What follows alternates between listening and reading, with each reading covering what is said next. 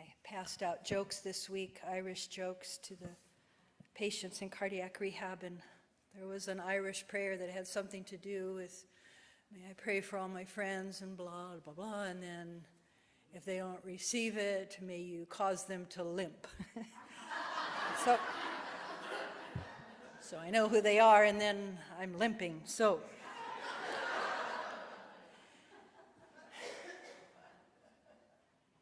you know, I came today for her. Yeah.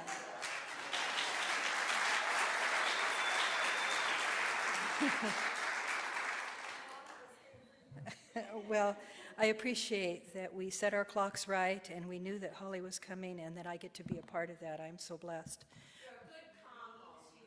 You're a good combo, too. I think so, yeah.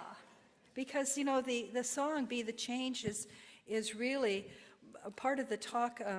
This morning I talked a lot about, I was speaking about the mind, and I gave a little history of where I became interested in what the big mind, the great mind, the one mind really means to me.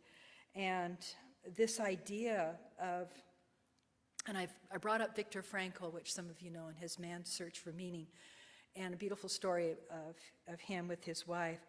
But one of the things he had said, when we no longer are able to change a situation, we are challenged to change ourselves. So Be the Change is truly a heart-opening song. And I invite you to really get in touch with your heart through that song. You be the change. So when we can start to accept that that is our call, that is our truest, deepest call in humanity at this time, is to no longer curse and swear about how things are, but to stand in our truth and allow love to prevail. So thank you for bringing that song, because this is what it's about today, is we are going to direct the power of our mind. We're going to stay calm in that deep knowing. There are so many things in our world that need our attention, right? But let us not feed our attention with poison. Let it be fed by our hearts and at a direct and clear way to make a difference through love. So this is how we begin to take this great one mind and to begin to allow it to be a constructive force that propels and moves itself forward. The Centers for Spiritual Living, that's their call. They want to make this a world that works for everyone. And through the philosophy of this teaching, we have the power and the tools to find our way, our own personal way. And so we speak of mind, and we speak of this big, vast mind. I love teaching the practitioner unit that is so rich in our depth of understanding and trying to really get in touch with what is this one God, one mind, one truth, one love. Sometimes we can repeat those words so rapidly, but whoa, when you sit and allow yourself to be immersed in the idea of one love, one vast love, not outside myself, I am dwelling as it, in me, as you all. This one great mind and energy that is propelled and held by a force of love, and not that romantic kind of, oh, I hope they like me kind of love. Bigger than that. It's the one that makes your heart just explode with joy. So this looking at the forces that I'm going to be speaking of the mind, and then what do we do as mankind? We start to divide it up into pieces to understand it. It's a simple truth, but let me divide it up. And especially Ernest Holmes, oh my God, the volume of subjective, objective, and inductive and deductive reasoning, and you just are kind of going, huh? As you go through it, and every now and then you go, got it, huh? So it kind of goes like that. But it's always an invitation for you to explore. And when you get it's when this great idea dropped into your heart. And your heart is what is going, so this is the truth. This can now be my truth.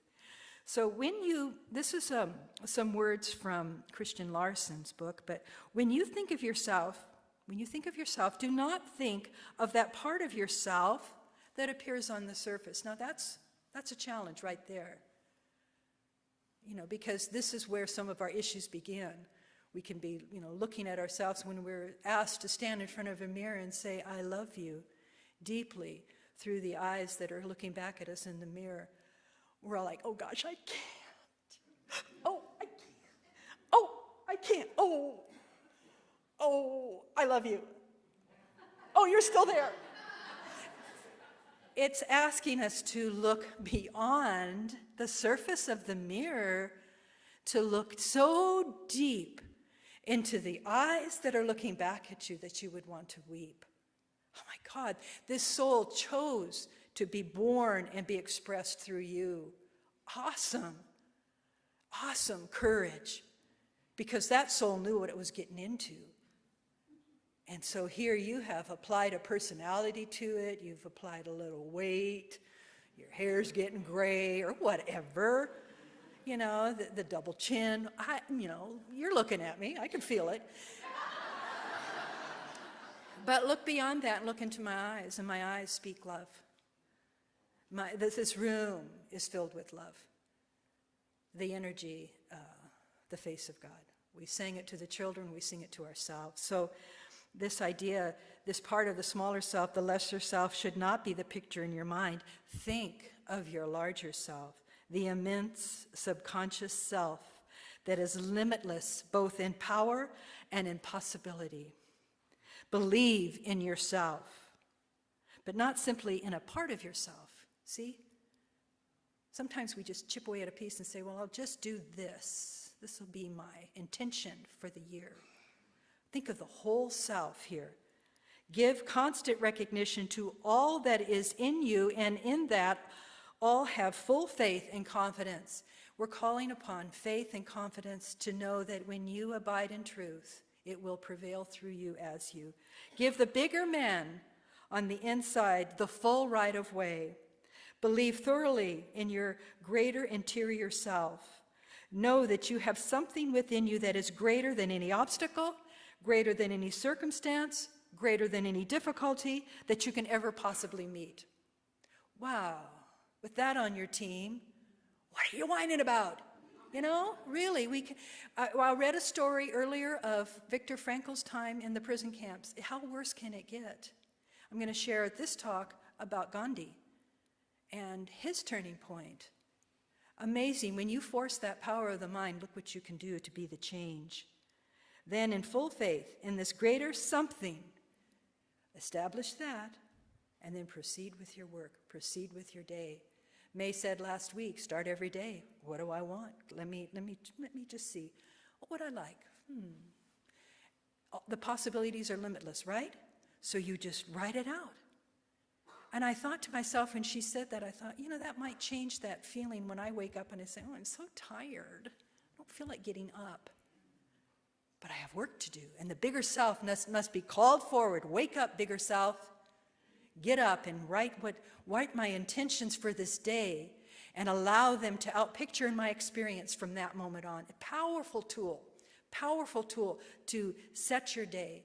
End of the day, deep gratitude and blessing and forgiveness of the moments you felt the smaller self took over. But always, always, always, that deep witness self is the one that told you that you could have done a little bit better. So think about that as we continue exploring this idea of the small self, big self, and the idea of a greater power moving through you as you, your source.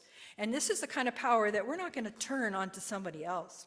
No, we're going to only use it to make ourselves better.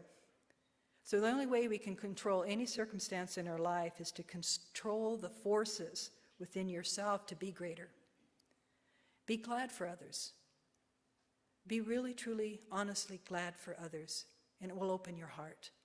So watch the poison of envy or greed, aware of it, but let it pass right through you. Another thing that May said, don't let it take residence in you. Let it pass right on through. The seed of envy. I'm not going to water that one. Pluck it away, let it go. Don't be it. That's small self stuff. Big self says, don't go there. Honor the good in the others. As you start to allow this truth to move through you, you allow the power of the conscious mind to be the director. That is where we pray from, that conscious mind, that aspect that is so connected to the one intelligence. Oh, we know that one, that conscious mind. It is so big and powerful. And underlying that is the subconscious mind, that memory bank that has seeds of our experience, seeds of our ancestry, seeds of thoughts placed down upon us because we were born in the United States. So we have that kind of understanding, right? And we go to another culture and we're going, why are they eating with sticks? Why don't they just use the fork? It's like, what's up with that? And then you realize, there's a style and a grace, and it's all one food, and it all gets eaten. But our way is not the right way necessarily. So we begin to explore all these many ways. Every time there is a stirring inside of you where you're going, I'm feeling separate here. What's going on? It's a call. Pay attention to that self. Start to think of your heart as the directing force behind that subconscious in yours, because it's going to be underneath and part of the awareness experience that you are allowing your field of experience to be painted with. Do you understand that, the subconscious? That's where they can do hypnosis, right? And you'd think, I'd never, gobble like a turkey in front of somebody. But sure enough, a hypnotist can take you there, can take you down, and pretty soon you've stripped away that part of yourself that would never let you look like a fool like that, and you're the fool. And then you come out of it and you're thinking, that's the shallow way of using hypnosis, but you can use it to deeply empower you as well. But you get the point of what's underneath there and the power of this deep part of yourself. So this subconscious has an ability to direct and maintain various functions, and it operates, and it's an influence on your physical body, and it works according to the thoughts and the ideas and the beliefs that you hold, and that we can understand. We can feel, that's there, that's inside of me, and that's been operating, but now I choose to observe that and look at that with love. I've been reading a book about true refuge, and she speaks of our bodies being born, and then we put on a spacesuit, right? And I thought, what a great way to put that. Because here you got this wonderful love self born, and then you put it in this little body, little baby body, little spacesuit. And then that little spacesuit starts to, clamp on different ways of armoring itself, doesn't it? It starts to be that which you present to the world. You get a hurt. You didn't get picked on a team. That hurt. Get a little stuffing put there in the spacesuit, and you begin. Then sometimes when they say in classes, pick a part, and you're going, nobody's going to pick me. Where's that come from? The spacesuit. Something has allowed you to think that that's your truth, versus pick me. I'm a great partner.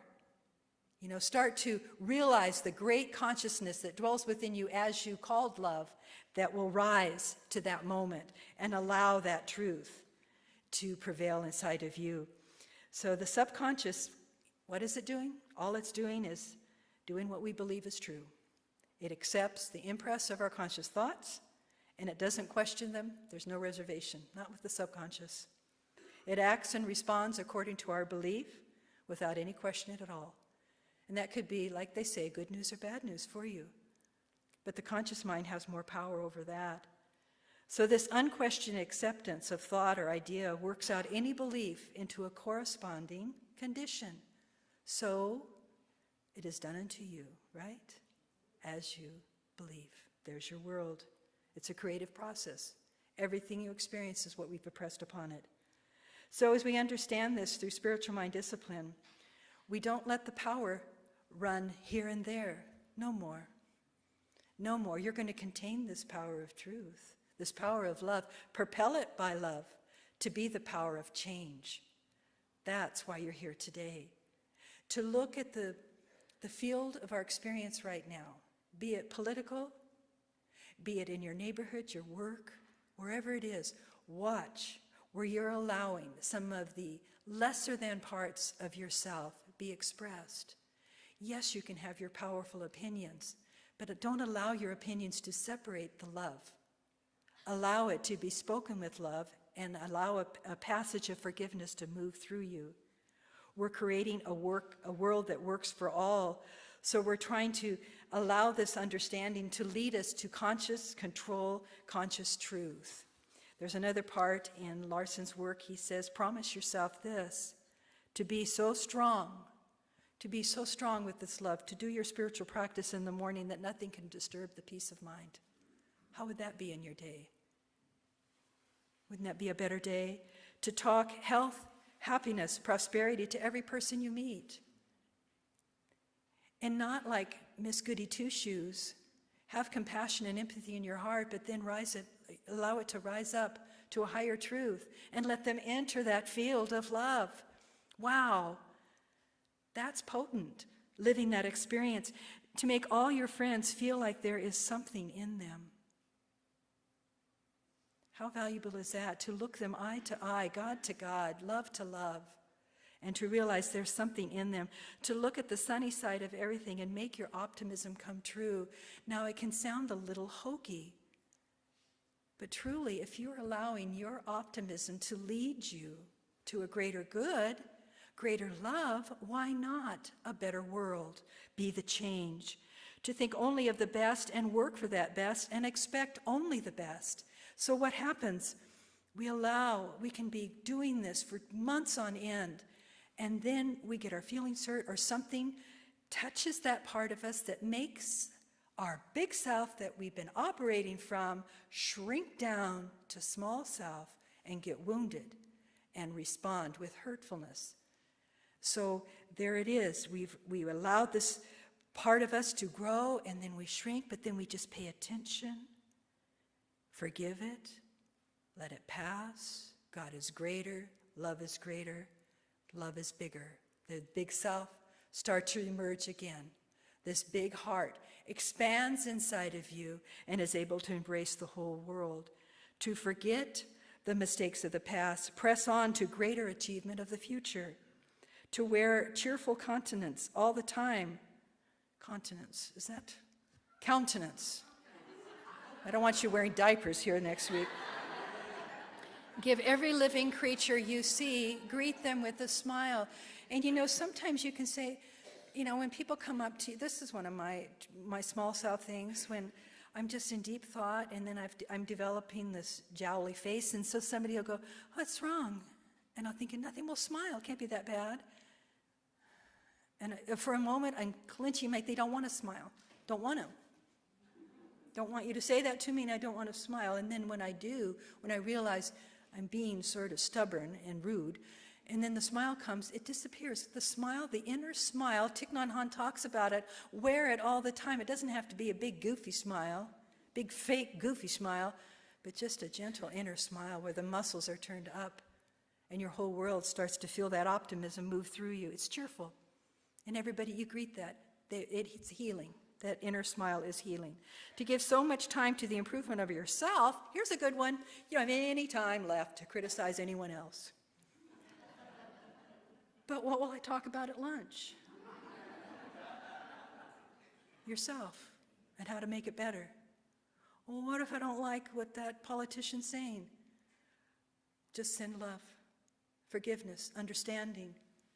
Oh, this is so important right now, and as our world is at such a crucial point, is to lift your thoughts up, and let us curse no more, let us blame no more, but let us just hold heart open, wide open, and let it flow. Let us be the conduit and the channel. Let us be the change that we keep expecting everybody else to do and to be, and to pass those, legislation. So no time to criticize, only to improve yourself.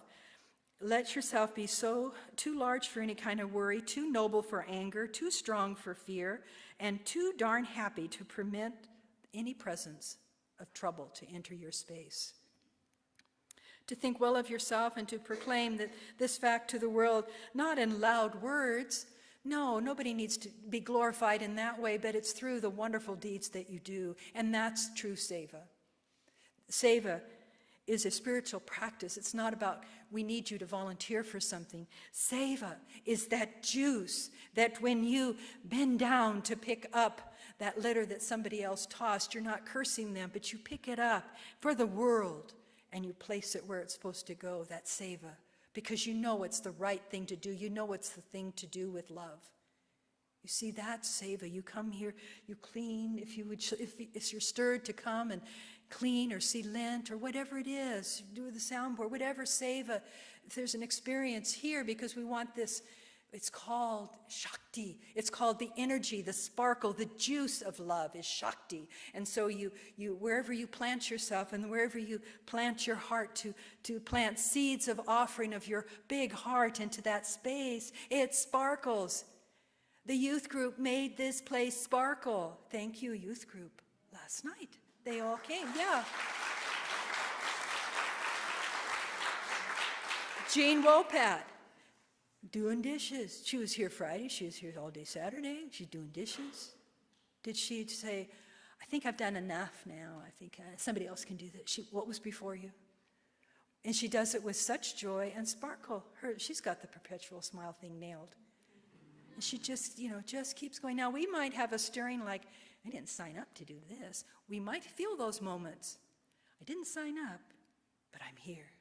My big heart is here. How can I serve? How can I help you today? Doesn't that feel good? How can I help you today? What can I do for you? Do you want to go first in line? And if you don't want to do that, you just don't look at anybody. Head down. So, too large. Think so well of yourself to proclaim this fact to the world, not in the out loud words, no boasting, but in the deeds that you do.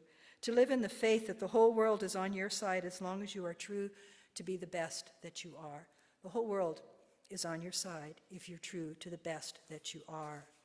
Gandhi knew this. So we can look at some of our troubles and we can say, how do I get out of this? How do I dig myself out? And then we see these great beings that knew how to funnel this truth into greater glory.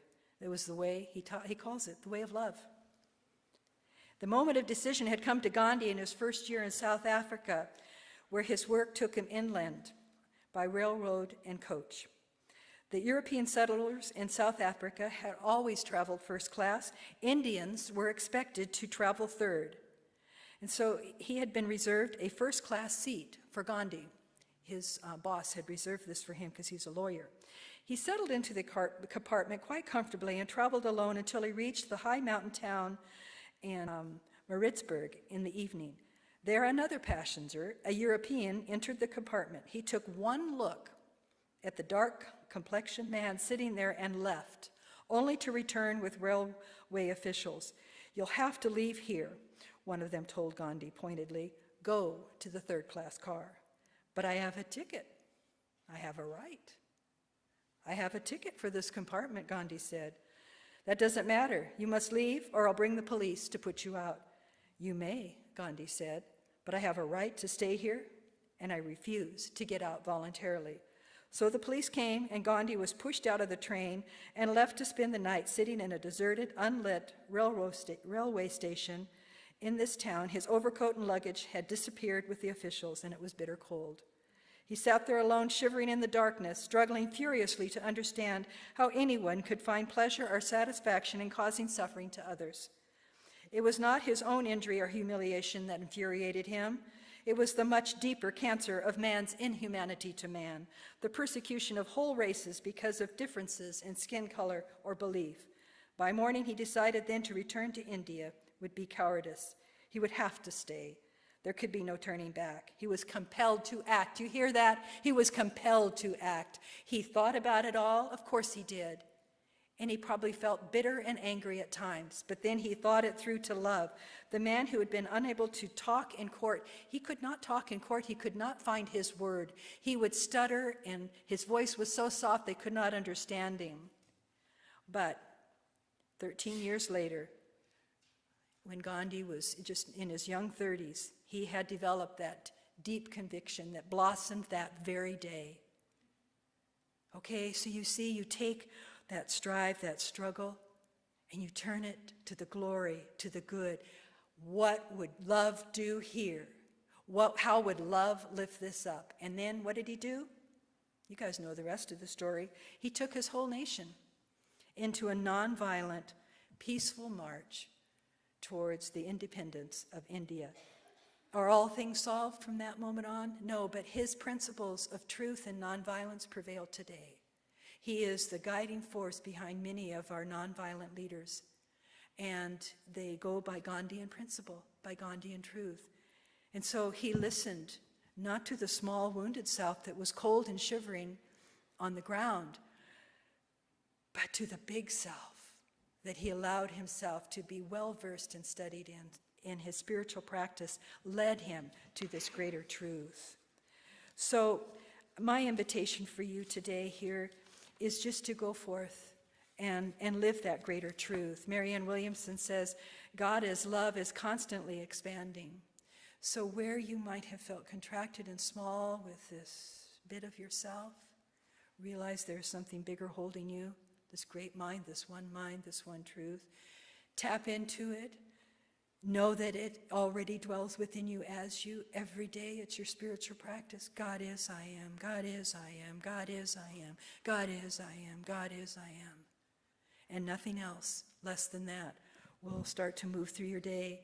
So this is constantly, she shares, creating a new pattern of expression and attainment of joy. Whenever your mind goes through anything else, turn it back, focus on love. Allow yourself to be an open vessel through which God expresses our lives, becomes the canvas for that expression of that joy, of that meaning in our lives. We're here on earth to love. And that's all. That's all we're here to do. Goldsmith, God is as much on the other side of this door as he is on this side. There's no place where I can go today where the presence of God is not. There is no place where you can go. Wherever you are, God is. Wherever I am, God is. Let truth flow out from you into this world. The more truth you release, the more truth you will have. You, each one of you here, are an instrument through which God's truth is flowing into consciousness. Whoa. You are a conduit where God's truth is flowing into consciousness. You do not know where this truth is going or to whom it is blessing. You do not know who is feeling the love that is welling up within you, and that's not important for you to know. What you should know, it's not about your love. It's not about your love. It's God's love. It's God's design. It's God's love. You are but the instrument through which it is flowing. That infinity lies within you. You are seeking nothing to come to you, and neither seeking to get anything. You are seeking only to let God's grace flow through you. So I leave that with you. Appeal to your heart and change your story. And know with me in this truth right now. Let your whole body soften. Oh, let's just let that big self take over your seat. And feel the areas in your body, shrug your shoulders, move the body physically, and claim that divine knowing deep within you that God is and I am.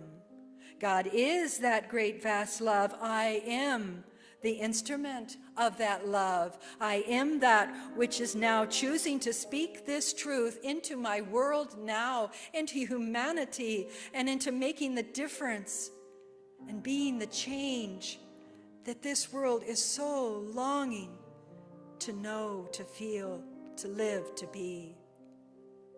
So the spiritual practice, the truth for you this day is to wake up every day, charge that inner smile, Allow that love to just fill the whole space around you, through you, in you, as you, out through you. And let the eyes, everywhere your eyes fall upon, love falls. Healing is. Truth is. That's what we're here for.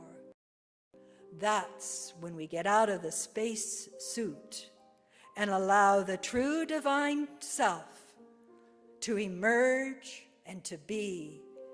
We are the change. We are the truth. We are that love. And for this, we give thanks because each one of you knows this truth. And you walk in the power and the knowing that this is your guiding force. Life is good. God is good. I am good. I release these words, feeling the blessing upon the world around me, fed to me, as me, back to you. Thank you, God, for this moment of gathering of love, of truth. I release these words. I already know it is so, and so it is.